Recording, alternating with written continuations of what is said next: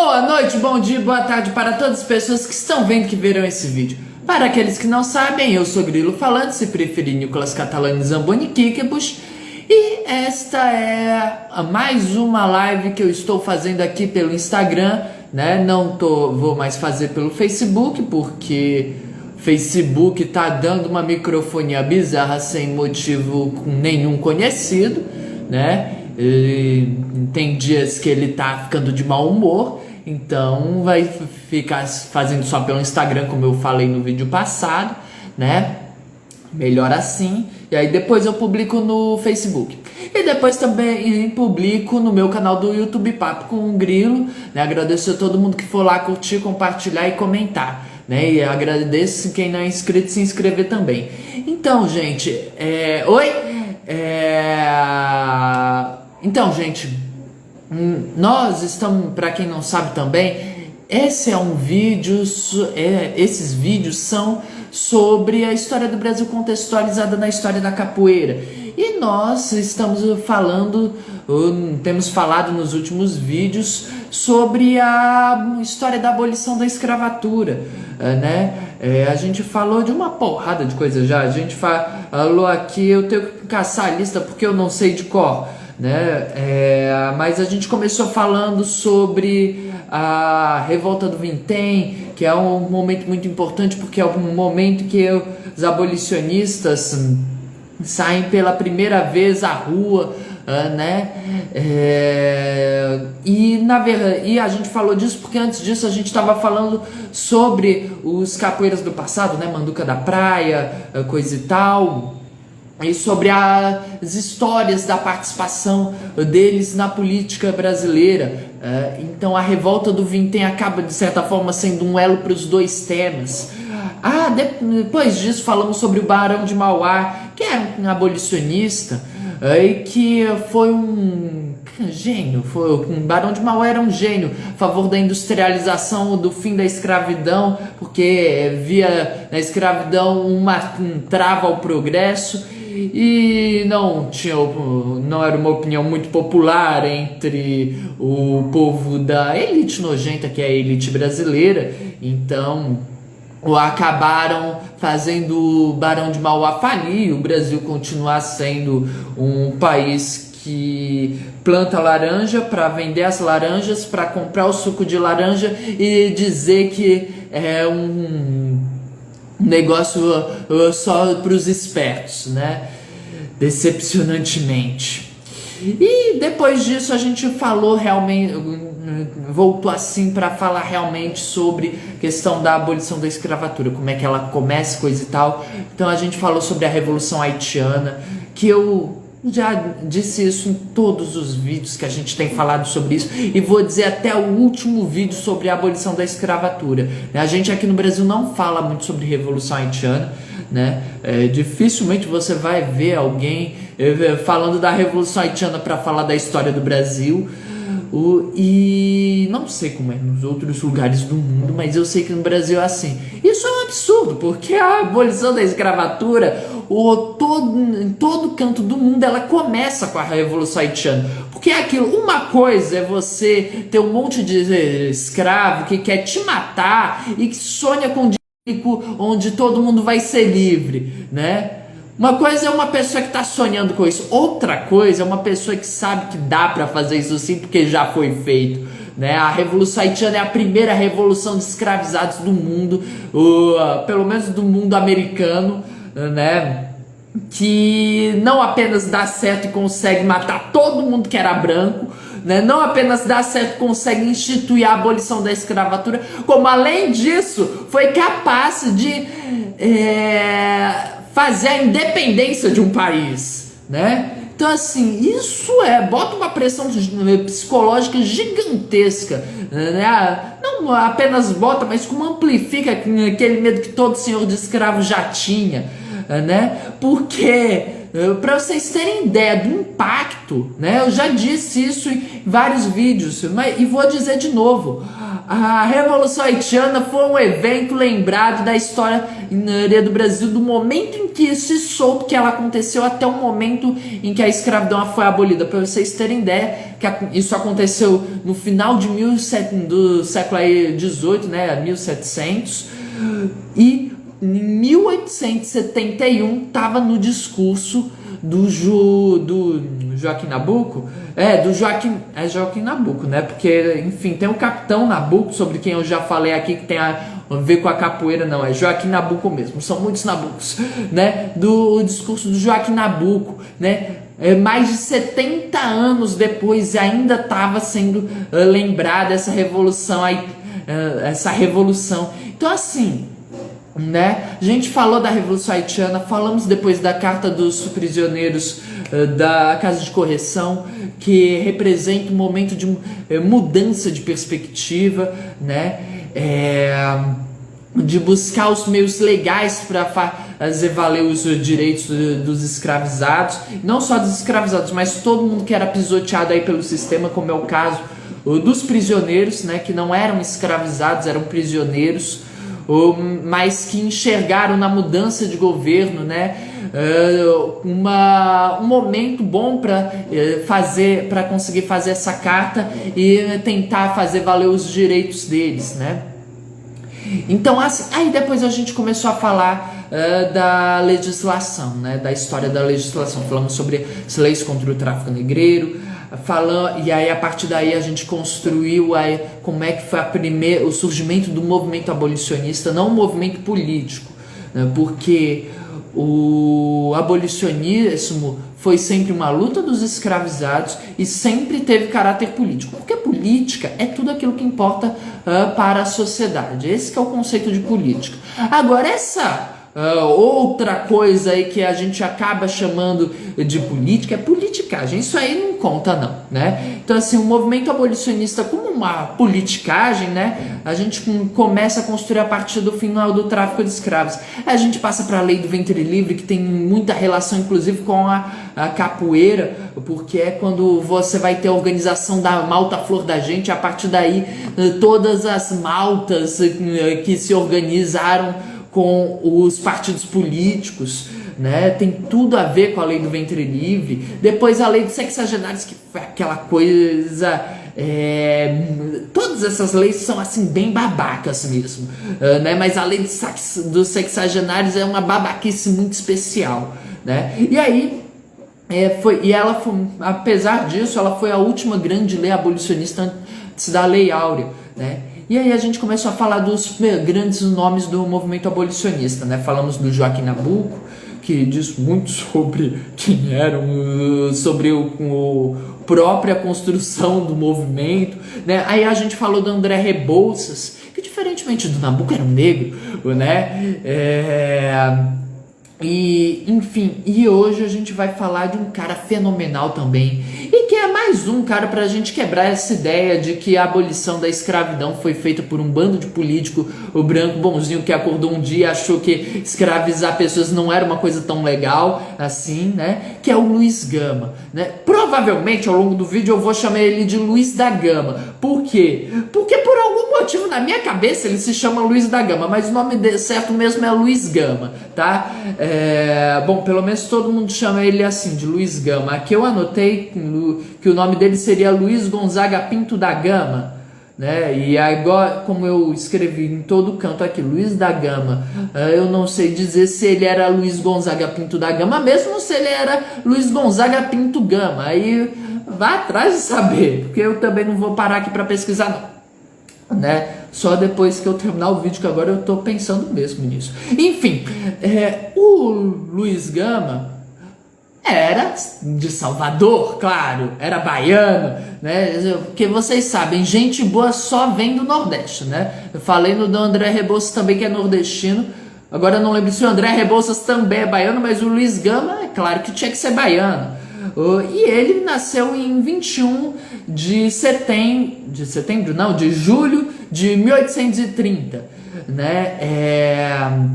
1830, então a gente está falando aí do período regencial, sobre o qual eu já falei que é um período muito tumultuado da história do Brasil, cheio de revolta popular, coisa e tal, e filho de um fidalgo português e de uma negra livre que era quintandeira, a Luísa Marim. E vocês sabem, não sei se vocês sabem, mas a Luísa Marim, ela é uma heroína da pátria. Literalmente, em 2019 ela foi considerada heroína da pátria, tá lá no livro dos heróis da pátria, porque ela foi uma das que participaram ativamente da revolta dos malês. Tema sobre o qual a gente já conversou aqui, e que tem, enfim, vários impactos aí, né? Inclusive tem aí uma relaçãozinha com a Revolução Haitiana, porque ela acaba remetendo a isso. Tem impacto na história da capoeira também, se não na capoeira baiana diretamente, tem impacto na capoeira do Rio de Janeiro, né? E, enfim, né?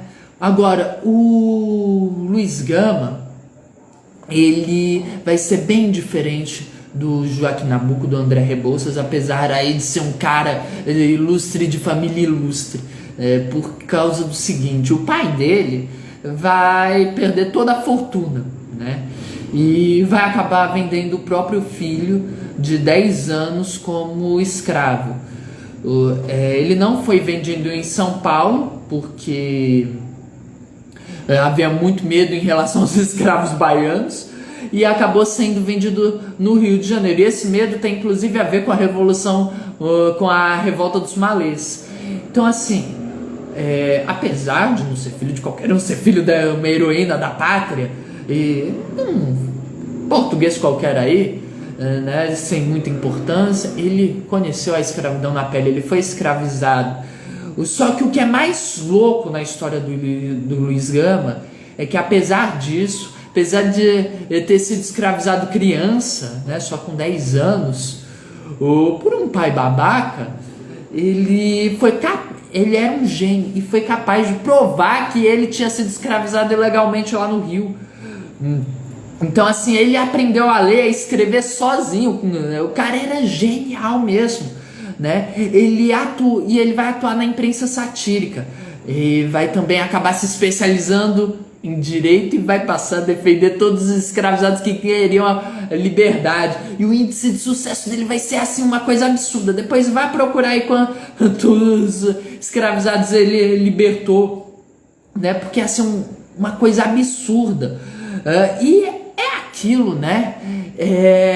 Os argumentos dele, ele usava de qualquer coisa para ganhar a causa, porque afinal de contas a gente está falando de um advogado decente que defende uma causa decente, né? Então, para ele, se o escravo matou o senhor, né, o escravo não estava errado, é claro que não. Palavras dele não minhas. Todo o escravo que assassina seu senhor pratica um ato de legítima defesa. Por algum motivo as pessoas acharam isso um argumento muito chocante, coisa e tal, né? Mas é uma coisa óbvia, né? Claro que escravo que mata o senhor tá praticando legítima defesa, não tem nada de errado nisso, né? E ele vai também aproveitar muito, sabe do que? Eu falei já no vídeo passado, mas vou falar de novo. Quando a gente teve essa história da construção da legislação abolicionista, é uma coisa muito louca, né? Então, assim, o Brasil se comprometeu a abolir a escravidão em 1808. O Dom João VI assinou lá que ia abolir a escravidão em 1808.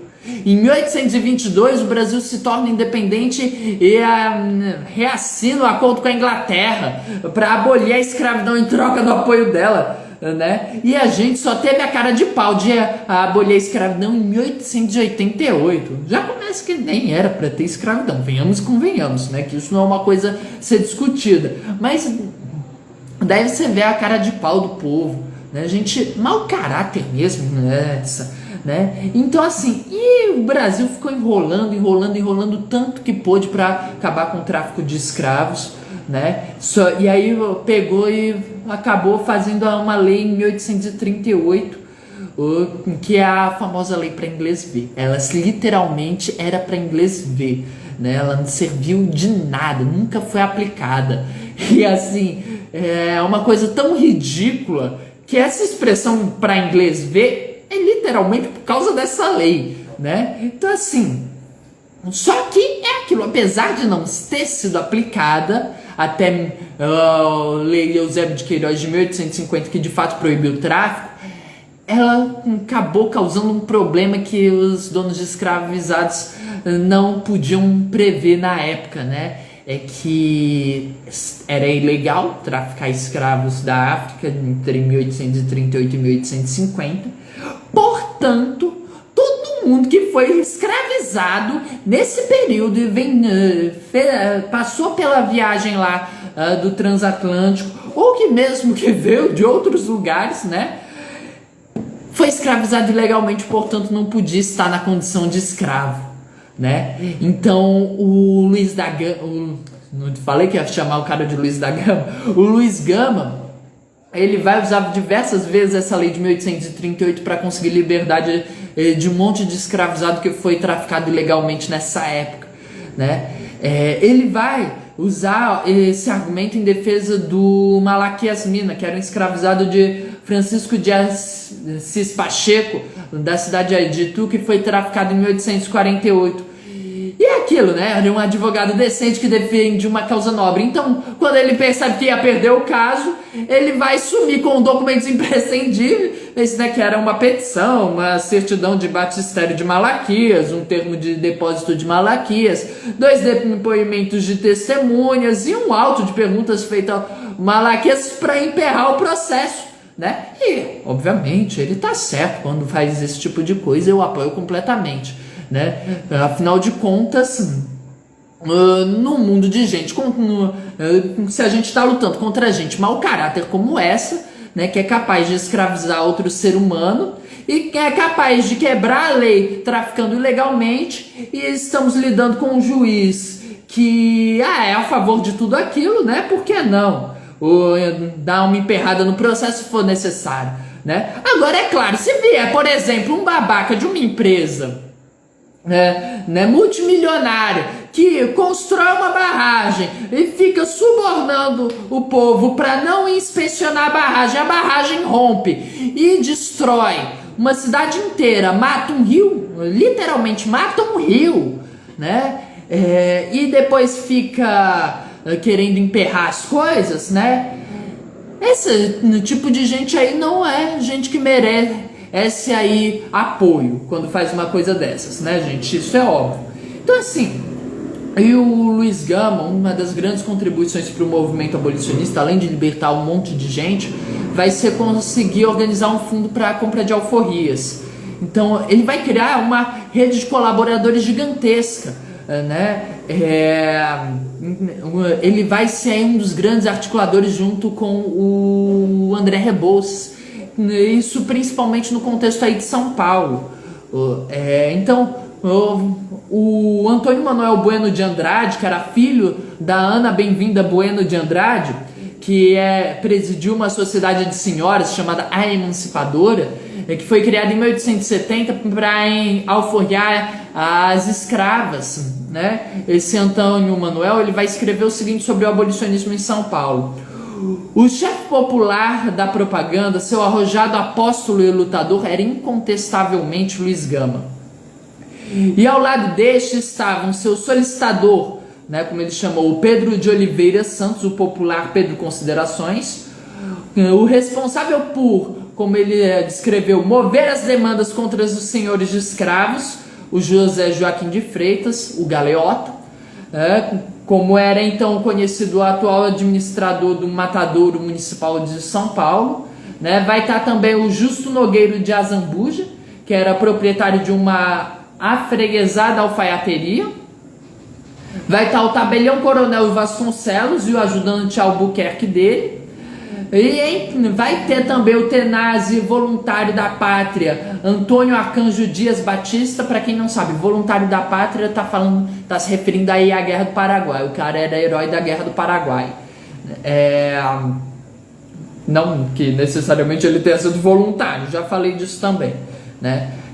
Vai estar o pequeno lavrador José Mariano Garcia, cujo sítio Além do bairro da Mooca, tornou-se um lugar de sagrado asilo, refúgio primitivo dos escravos em fuga. E outro, que era modesto e grande abolicionista, o pintor de igrejas Francisco Marques, o Chico Dourador, que gozava de salutar influência sobre o povo trabalhador. Então, assim, o cara vai construir uma rede gigantesca de apoio para os escravizados que estavam em fuga, para os escravizados que queriam a liberdade, né? Ele vai ter feito aí em vida muitas conferências no Centro Operário Italiano em São Paulo, e no trabalho dele como jornalista, né, ele vai ser o revisor no jornal O Ipiranga. Em 1840, ele vai se iniciar nesse jornal. Em 1849 vai estar dirigindo O Diabo Coxo com Augustine. Vai redigir O Paulistano com o Rui Barbosa, que era um dos maiores intelectuais da história do Brasil, né? O Martin vai junto também do Martim Cabral e dos irmãos Pamplona. Vai estar no jornal O Quaraci com Américo de Campos e o Diogo de Mendonça Pinto. Além disso, vai estar também em 1876 trabalhando no jornal O Polichinelo, que representava aí a ala mais exaltada do movimento abolicionista, né? Em 12 de junho de 1872, o Luiz Gama aí dirigiu um requerimento ao presidente da província de São Paulo, representando o Serafim. Isso devia ter botado mais para cima, mas eu devo ter esquecido, né? Que era um escravo do município de Jacareí, casado com Romana, e tinha com ela 2 filhos pequenos, né? E ele estava pedindo proteção porque o senhor constantemente tentava estuprar a esposa dele e ele impedia, né? E aí ele foi aconselhado pela esposa do senhor, que não devia gostar muito da situação também, né, a fugir com Romana para o mato. Só que, é claro, isso não garante a segurança deles, né? Então, assim, como a gente já está em 1872, né, as discussões abolicionistas vão estar muito em voga. Já se tinha claramente o entendimento de que o direito do senhor ia até onde começavam os laços matrimoniais, né? Pelo menos isso o povo já conseguia entender. Apesar de que isso, é claro, tem também a ver com toda uma lógica católica da questão, né? E detalhe, né? Só um detalhe que eu acho que é interessante ressaltar, né? Uma das coisas mais bizarras quando a gente está falando dessa época, de toda essa coisa da legislação, né? Que o Joaquim Nabuco, eu diria que, palavra por palavra, qual foi o argumento genial dele, né? Mas eu acho que eu anotar isso aqui, né? E esqueci de anotar, então agora só lendo o Rebelião da Senzala e o Negro de Bom Escravo ao Maso Cidadão do Clóvis Moura, para descobrir em qual dos 2 livros é que está esse argumento, né? Porque eu não tenho nem ideia de qual foi, né? Só percebi que eu não anotei quando fui preparar o vídeo de hoje, né? Mas enfim, uma das coisas mais bizarras é que, pela lei brasileira, né, como o Joaquim Nabuco vai argumentar brilhantemente, a gente não devia o povo ter escravo, não. Essa condição de escravizado devia ser legal, porque a gente está falando de um Brasil que conseguiu a independência e acordou com a Inglaterra que ia acabar com a escravidão. Então, na Constituição nunca se discutiu a questão do escravo, né? Então, assim, apesar dessa bizarrice de o escravo não ter na prática nenhum direito, porque nem na Constituição ele era contemplado, né? No Brasil tinha o entendimento da existência de uma família escrava, apesar de também de todo um discurso que tentava acabar com essa ideia da família escrava que coexistia, né? Mas os escravizados, em relação a essas questões de família, conseguiam algumas vitórias através da justiça. Coisa que, por exemplo, num lugar bem mais canalha que o Brasil, bem mais babaca que o Brasil, né, que é nos Estados Unidos, a lei sequer era capaz de reconhecer a existência de uma família escrava, né? E assim, eu digo isso por quê? Porque as pessoas têm mania de querer botar os Estados Unidos como o melhor lugar do mundo, né? E os estadunidenses, particularmente, têm essa mania mais do que qualquer um, né? E eu me vejo no papel de acabar com essa ideia, né? E me vejo inclusive no papel de informar para você, ou se você já sabe lembrar, que quem nasce nos Estados Unidos é estadunidense. Americano não sou eu que nasci no Brasil, né? Eles lá são estadunidenses, não são norte-americano não, que norte-americano é mexicano, que eles odeiam, e canadense, né? Então assim, e aquilo, depois da abolição, eu vou falar melhor disso, mas é só para não deixar de pontuar, né? O Brasil pode ser um país bem babaca mesmo, bem canalha mesmo, né? Mas pelo menos o Brasil nunca teve uma legislação como a Jim Crow, né? Criou outros mecanismos para tentar dar uma disfarçada na perseguição e perseguir, por exemplo, capoeira, candomblé, umbanda, né? Mas pelo menos nunca chegou ao ponto absurdo que foi aquelas Jim Crows em que o povo inclusive enforcava negros, né? Saía caçando negros para enforcar na árvore e achava muito bonitinho aquilo e fazia selo com aquilo, né? Assim, a gente nojenta mesmo, né? Você tem uma ideia disso, a pessoa vai num lugar e compra, escreve a carta e manda a carta com um selo bem bonitinho, um negro enforcado, né? E acha que tá super legal aquilo, que não tem nada errado, né? Então assim, e o Luiz Gama, né, vai ser esse cara incrível, uma história assim que, nossa, sinceramente, se eu tivesse ouvido isso daí antes de ter lido sobre ele, eu ia ter certeza de que isso não aconteceu e de que isso é uma coisa de filme, né? Porque realmente uma coisa inacreditável você pensar que não só que uma pessoa era um gênio tão grande que foi capaz de aprender a ler, a escrever sozinho e se tornou, e como autodidata se formou, conseguiu se tornar advogado, né? Mas mais do que isso, que o cara conseguiu provar que a escravidão, que estava numa condição de escravidão ilegal, sendo que ele foi escravizado com 10 anos de idade, né? E assim, ele vai morrer em 24 de agosto de 1882, né? Sem ter aí visto a abolição ser feita, né? Antes de falar disso, encerrar o vídeo, né? Uma outra coisa que eu quero também pontuar aqui é aquilo, né? O Império, ele se sustentava na escravidão, e quando o Império acaba com a escravidão, é proclamada a República, né? Eu falei disso no vídeo passado, inclusive, sobre essa coisa da República ter sido uma vingança dos senhores de escravo contra o Império pela abolição, né? E é aquilo, o movimento republicano que veste aí a bandeira francesa de igualdade, liberdade e fraternidade. Movimento republicano que queria instituir a democracia, ou seja, o regime do povo, né? O Luiz Gama, ele participou do movimento republicano, mas ele saiu, sabe por quê? Porque ele percebeu que a abolição nunca entrou na pauta dos republicanos, né? A abolição não apenas não entrou na pauta dos republicanos, como a gente está falando de Barão de Café, né? De São Paulo. Então assim, daí você já vê que os caras não apenas não era só uma questão de não vamos falar de abolição, como além de tudo deviam ser a favores da escravidão, um monte deles, né? Não necessariamente todos, mas um monte.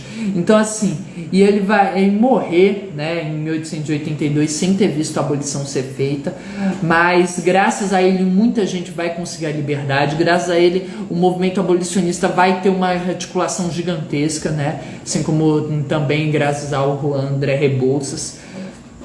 E graças a ele, no contexto de São Paulo, como nenhum dos colaboradores dele vai conseguir assumir o lugar dele, ele vai permitir o surgimento de um líder ainda mais radical que ele, né? Porque é aquilo, o Luiz Gama é o cara que falou que escravo que mata o senhor está praticando tá dentro do direito da legítima defesa, né? E o cara que vai assumir a liderança do movimento abolicionista de São Paulo vai ser um ainda mais radical, né? Que é o Antônio Bento de Souza e Castro, o líder dos Caiafazes. E eu vai deixar isso para falar dele num vídeo futuro, não no próximo vídeo, porque no próximo vídeo eu quero falar vou começar a falar da capoeira, porque o Antônio Bento ele tem tudo a ver com a capoeira, inclusive, né? Então, eu na verdade não decidi bem se a ordem das coisas, mas até a próxima semana eu decido a ordem das coisas. Então, gente, por hoje é só, até a próxima semana. Esse vídeo vai estar no meu canal do YouTube Papo com Grilo aí dentro de uns 15 minutos. Agradeço a todo mundo que for lá curtir, compartilhar, comentar no meu canal. Agradeço a todo mundo, se quem não é inscrito, se inscrever, né? E acredito que por hoje seja só e até a próxima semana.